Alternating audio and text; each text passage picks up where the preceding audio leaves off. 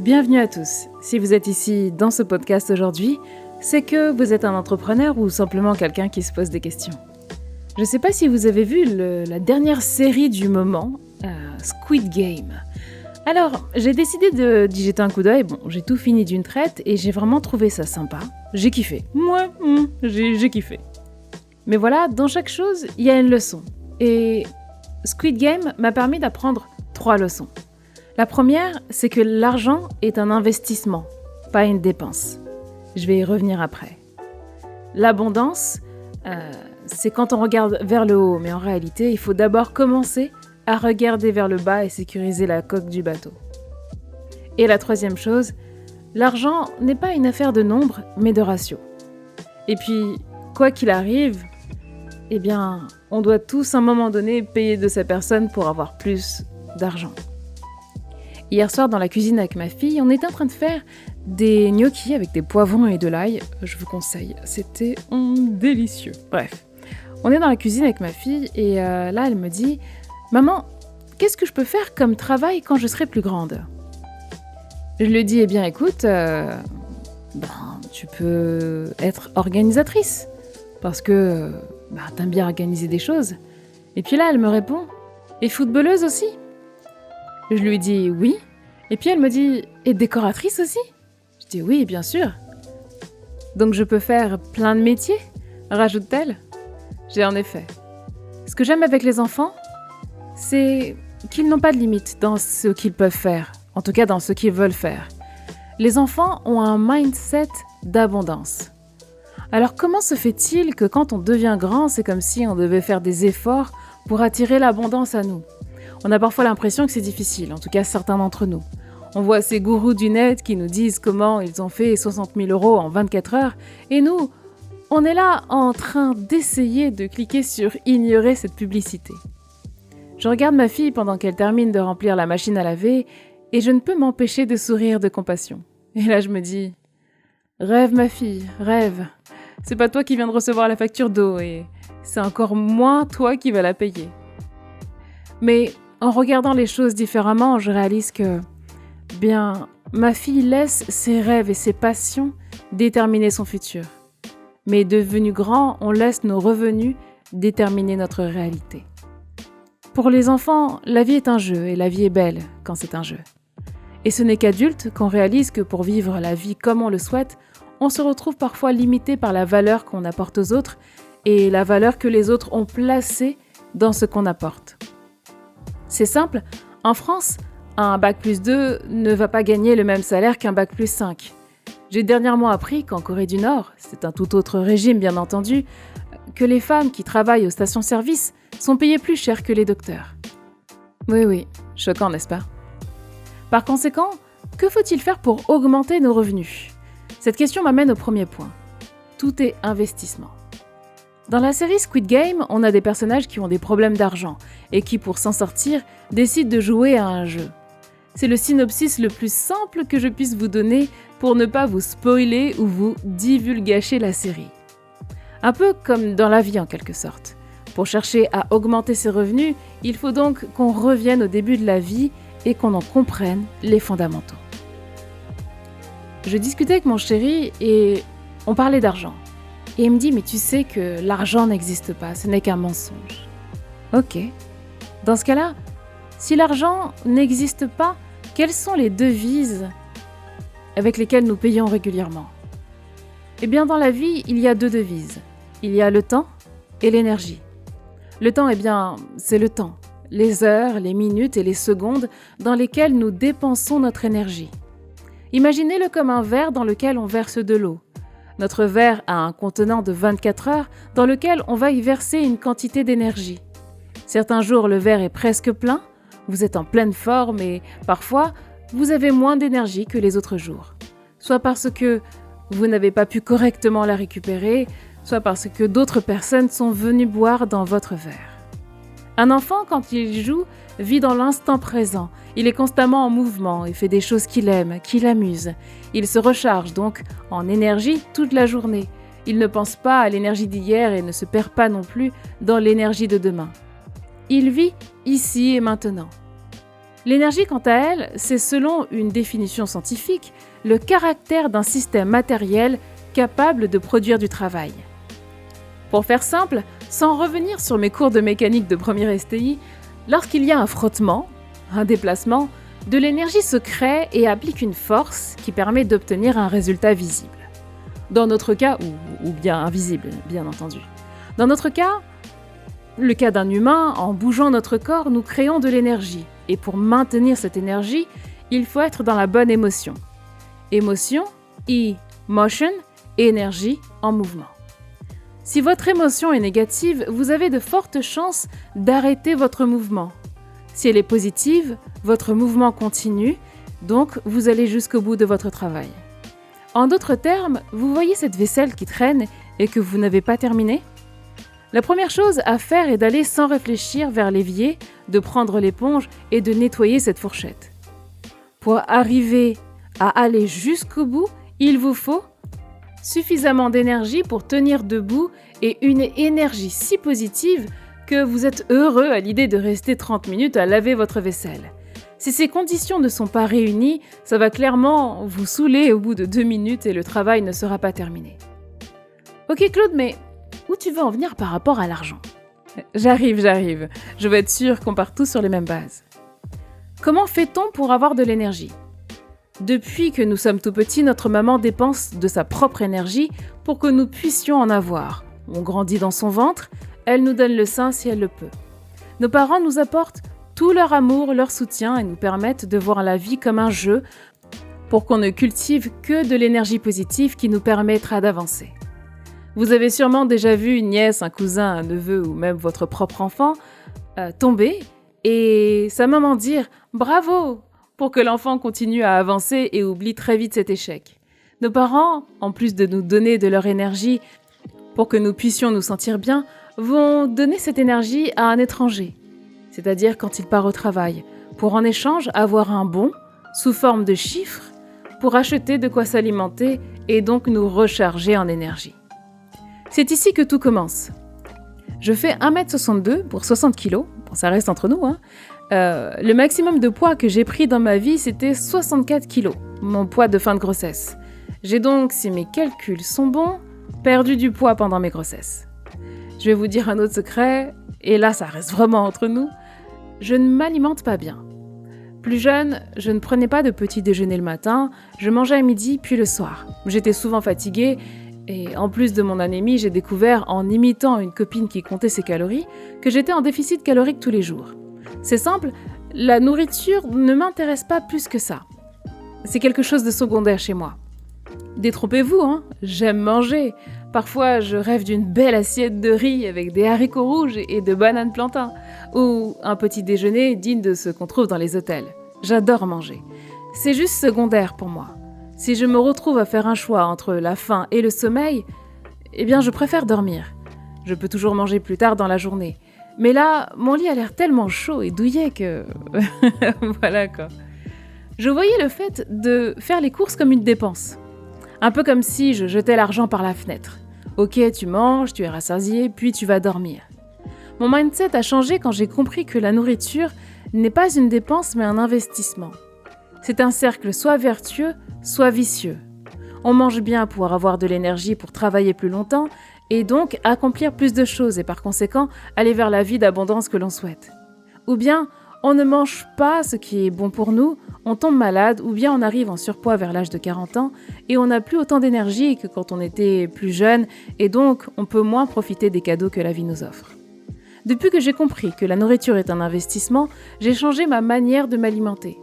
Je souhaite aller vers l'abondance dans ma vie, mais je ne peux pas y aller si je n'ai pas d'énergie. Mais qu'est-ce que l'abondance ? J'ai trouvé la définition suivante. Grande quantité, quantité supérieure aux besoins. L'abondance vient s'opposer au manque. Quand nous manquons, nous stressons et donc nous générons une énergie qui est néfaste pour notre corps. Il nous est déjà tous arrivé l'épisode suivant. La caissière dit « ça fera 62 €. On met la carte dans le lecteur, on fait le code et là, les plus longues secondes de notre vie défilent devant nos yeux. Et là, le lecteur indique « roulement de tambour, paiement accepté ». Ouf, c'est moins marrant quand il indique paiement refusé, mais vous voyez où je veux en venir. Aller vers l'abondance est donc un meilleur choix pour aller mieux. Mes enfants vivent dans l'abondance, ils ne manquent de rien. Ils ne ressentent même pas le manque. En réalité, les enfants ont du manque lorsqu'ils tombent sur une publicité qui leur fait croire qu'ils doivent avoir le dernier jouet à la mode. En dehors de ça, cet état d'abondance leur permet d'être eux-mêmes et d'exprimer leur pleine créativité.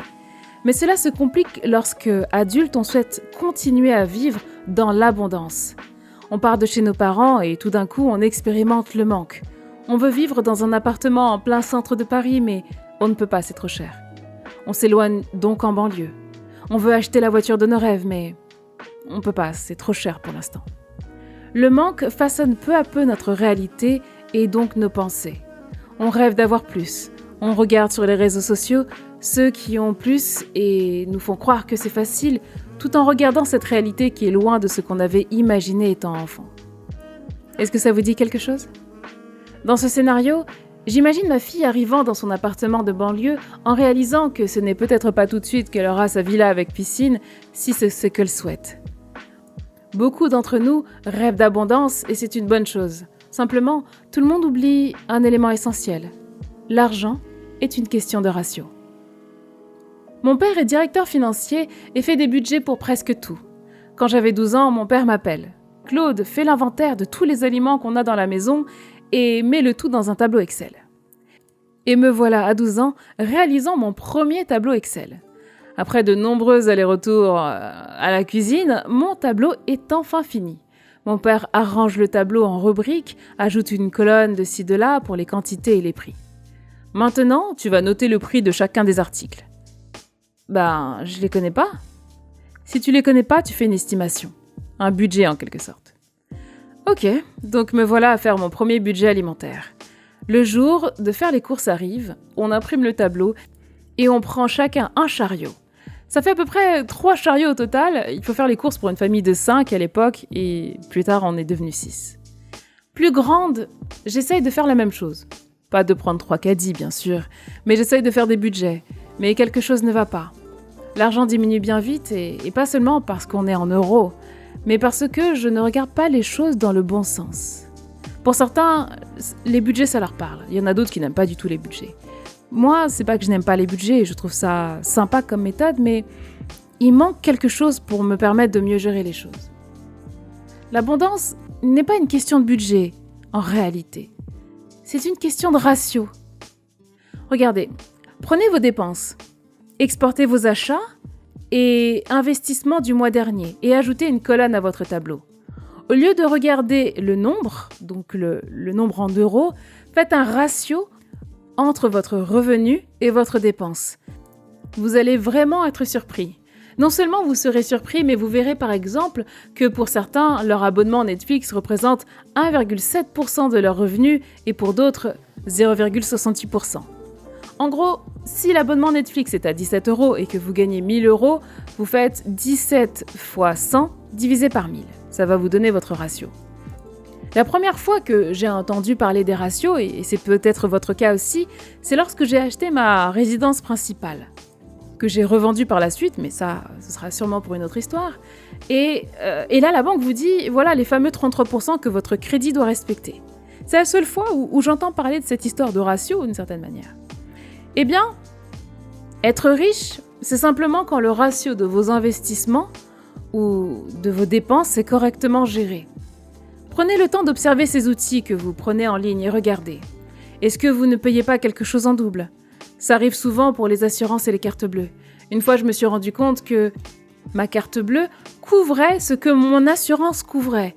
Pire parfois, j'investis dans un outil que je n'utilise finalement pas ou bien j'ai 2 outils qui font exactement la même chose. Ensuite, quel est le plus gros ratio de votre tableau ? Assez souvent, c'est le loyer. Si votre ratio le plus élevé ne vous rapporte rien, en compensation, c'est une dépense pure, une perte sèche. Exemple, votre loyer ne vous rapporte pas d'argent. Ou bien votre voiture que vous utilisez 3 jours par semaine et pour laquelle vous êtes en LOA ne vous rapporte pas plus que ça. Maintenant, c'est si on parle en argent pur. En réalité, votre loyer, même si vous dépenser de l'argent dans votre loyer vous rapporte une certaine tranquillité d'esprit parce que vous n'avez pas besoin de réfléchir à là où vous allez vivre le soir, vous vous sentez en sécurité et donc vous pouvez aller dormir tranquille et être apaisé pour pouvoir aller travailler le lendemain. En réalité, à ce moment-là, vous êtes en train d'investir en vous et c'est plutôt comme ça qu'il faut voir les choses. Quand vous achetez quelque chose, un drap, un nouveau meuble, pensez plutôt à investissement. Est-ce que ce nouveau meuble va vous faire vous sentir bien ? Parce que si vous vous sentez bien, le lendemain, vous serez encore plus heureux d'aller au travail et peut-être vous serez plus productif et votre vie ira en direction de l'abondance parce que en réalité, vous avez simplement fait en sorte que votre environnement vous rende l'énergie que vous méritez. Donc pour aller vers l'abondance financière, il faut d'abord commencer à un peu colmater le bateau et voir où sont les fuites pour déjà commencer à ranger comment et comprendre aussi comment vous gérez votre argent au quotidien. Comment s'expriment vos ratios, analysez ce qui vous rapporte et ce qui n'ajoute rien à votre vie. Par exemple, si vous payez un abonnement Netflix, que vous rapporte-t-il au final ? Sûrement de l'amusement et donc de la bonne énergie. C'est donc un abonnement à garder. Votre abonnement à la cigarette, que vous rapporte-t-il ? Votre abonnement à la salle de sport, vous apporte-t-il de l'énergie ou vous vide-t-il sur le long terme ? Quand vous aurez parcouru votre liste, même mentalement si vous n'avez pas forcément envie de poser tous les chiffres, vous vous rendrez vite compte de ce qui vous apporte de l'énergie et de ce qui ne vous en apporte pas. Et vous saurez faire des choix sur ce que vous devez arrêter ou non. Pour augmenter votre abondance, regardez l'un de vos investissements et faites-le fructifier. Ça peut par exemple être un outil qui vous coûte une centaine d'euros, mais utilisé correctement qui peut vous rapporter 4 fois votre investissement. Votre loyer, par exemple, le quartier dans lequel vous avez décidé d'habiter, est tellement apaisant, tout est à proximité, le coiffeur, la pharmacie, le Monoprix, tout est tellement à côté que ça vous apporte une tranquillité d'esprit et forcément, vous êtes beaucoup plus épanoui et ça vous permet de travailler et avoir un salaire qui vous rapporte 4 fois ce que vous payez en loyer, par exemple, ou 3 fois. Donc au final, la moralité de tout ça, c'est que dans Squid Game, pour avoir plus d'argent, ce qu'il faut retenir, c'est qu'une certaine manière, la vie est un jeu, mais que quoi qu'il arrive, pour avoir de l'argent, on paye tous de sa personne. La question c'est, est-ce que vous êtes en train de vous tuer à la tâche pour avoir de l'argent ? Est-ce que vous êtes en train de vous nourrir ? Est-ce que ce que vous faites, vous aimez votre travail ? Vous aimez la situation dans laquelle vous êtes ? Et quelle est l'énergie que vous mettez dans votre travail ? Est-ce que c'est une énergie de frustration, une énergie de bien-être ? Parce qu'au final, vous troquez toujours de l'énergie contre ce fameux bon avec des chiffres dessus qui va vous permettre d'acheter plus de choses pour pouvoir améliorer votre confort et votre énergie. Maintenant que je vois la vie de cette manière et que je la vois d'un point de vue énergétique et que c'est simplement des énergies qu'on s'échange les uns et les autres, j'aborde les choses de manière complètement différente. Et je cherche à faire en sorte que mon énergie soit toujours respectée dans mon travail. Donc je dépense mon énergie pour apprendre des nouvelles choses pour pouvoir augmenter ma valeur. Plus j'augmente ma valeur, plus j'apporte de la valeur à mes clients et plus j'augmente la valeur de mon énergie. C'est-à-dire que je veux être payé un certain montant en contribution à l'énergie que j'apporte en retour. Et si vous pensez comme ça, vous verrez qu'il y a des boulots aujourd'hui que vous ne faites peut-être plus. À une époque, j'ai fait de l'intérim, j'ai été hôtesse d'accueil et j'étais payée un certain montant, mais c'est tout ce que j'avais à offrir parce que je n'avais pas forcément investi plus que ça, étant plus jeune en moi. Et aujourd'hui, avec le recul, ça fait déjà un bon moment que je suis sur Terre quand même. Avec le recul, j'ai plus d'énergie à investir, j'ai plus d'énergie à offrir aux autres et donc forcément, mon énergie devient beaucoup plus sélective et je ne peux pas, entre guillemets, servir tout le monde. Le meilleur moyen pour servir le plus de personnes, c'est en faisant ces audios-là. Et voilà quoi. Si vous devez retenir quelque chose de cet audio, prenez soin de vous, vraiment. Prenez soin de vous, préservez votre énergie, limitez un maximum les personnes qui sont toxiques dans votre entourage parce qu'elles ne viennent que vous voler de l'eau dans votre verre pour à terme vous laisser fatiguer. Et la vie n'est pas faite pour être vécue sans énergie. La vie est faite pour avoir plein d'énergie, en profiter à fond au quotidien, rire et s'amuser tout le temps. Et soyez comme un enfant. Soyez dans l'abondance, dans l'instant présent et soyez à l'écoute de votre énergie. À bientôt, ciao. When you're here with me, babe, 'cause you're all that I crave, so I wonder